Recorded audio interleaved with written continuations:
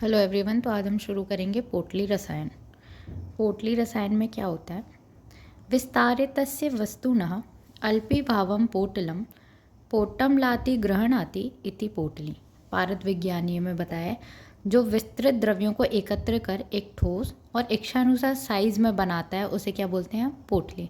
पोटली is concise, minimize and compact. अब पोटली कल्प देखेंगे हम, तो पोटा पोटा इट मीन्स बाइंडिंग टुगेदर। अब gathering, concising, consolidating such a consolidated form of medicament is known as पोटली। पोटली कल्प साग्नि और निरग्नि दोनों से बनाया जाता है। पोटली एक इफेक्टिव फॉर्म है काय का? पारद मतलब मर्क्यूरियल फॉर्मेशन का। Minimization of the dose and also maximization of the effect is पोटलीज इंपॉर्टेंस। ठीक है। इतिहास। प्रथम वर्णन Nityanatha Siddha 13th century AD in the book Rasaratnakara, Rasa Prakasha Sudhakar. उसमें क्या हुआ है? गंधक द्रव पाक पोटली के बारे में वर्णन है। योग रत्नाकर ने गंधक द्रव पाक में बताया। रस योग संग्रह ने 90 पोटली कल्प बताए हैं। अब हम पोटली के महत्व को देखेंगे। It is easy to handle, long shelf life, it has being life saving remedy, easy administration of drug, easy transport, easy to doses, fixations and preservations। अब हम देखेंगे classification of potli according to the निर्माण विधि, भावना, पुटपाक और पोटली पाक। According to the appearance of potli, चूर्ण रूप, भस्म रूप, conical solid. According to the ingredients of potli, सापारद, निर्पारद, सागंधक, निर्गंधक। अकॉर्डिंग टू द अग्नि संस्कार ऑफ पोटली, साग्नि संस्कार, निरग्नि संस्कार। डिफरेंट मैथड, खरलीय मैथड, पुटपाक मैथड, वर्तिका और शंखपूर्ण मैथड, गंधक द्रावण मैथड। ये डिफरेंट मैथड्स हैं ऑफ द पोटली कल्पना।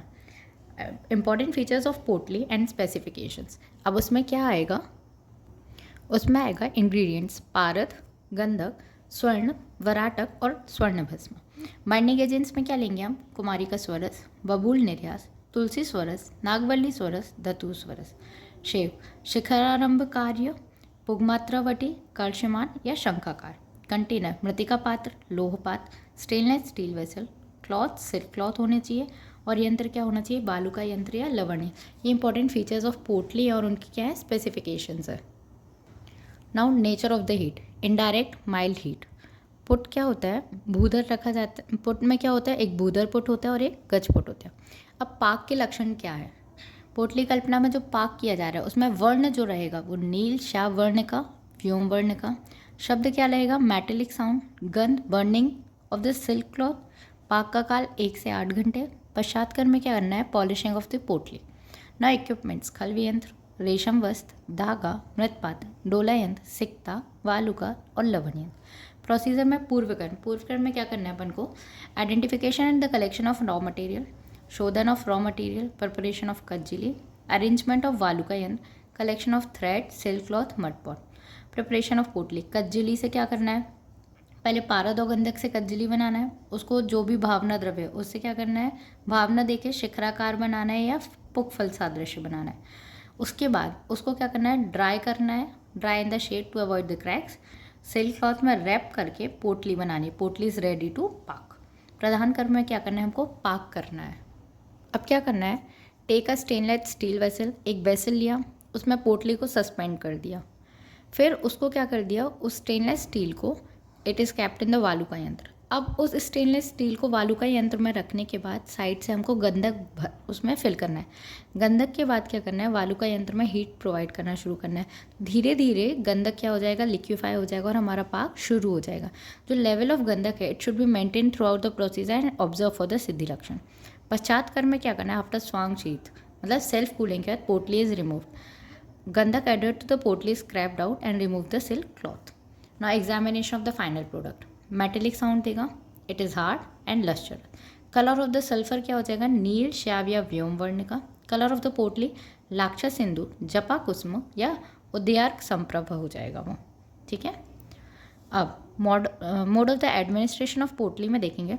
पोटली which is having the gutika कार should be rubbed over a scratch stone for a desired number of rotation by applying ghrita और madhu and the whole paste is administered orally. क्या करना है? जो पोटली कल्प हमने तैयार किया है उसको क्या करना है? एक पत्थर के ऊपर मधु और घृत के साथ जितनी मात्रा में आपको चाहिए, चंद्राकार अर्धचंद्राकार, उतना घिस के मधु और घृत के साथ सेवन करना है। ये उसकी होती है मात्रा।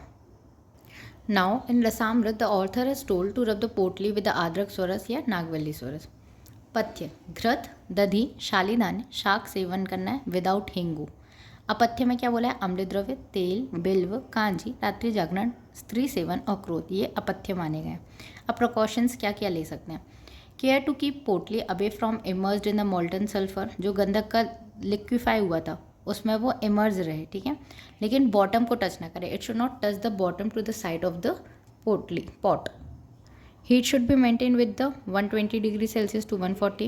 Potli should be tightly tied, taking care that the potli is surrounded by a fine powder of gandhak, dusted over the silk cloth.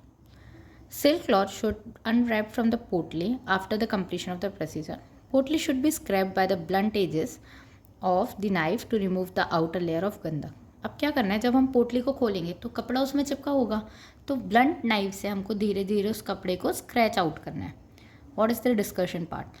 Although being many methods, Gandhak Drav is common. During the preparation, prescribed liquids serve as a binding agent for the compact form.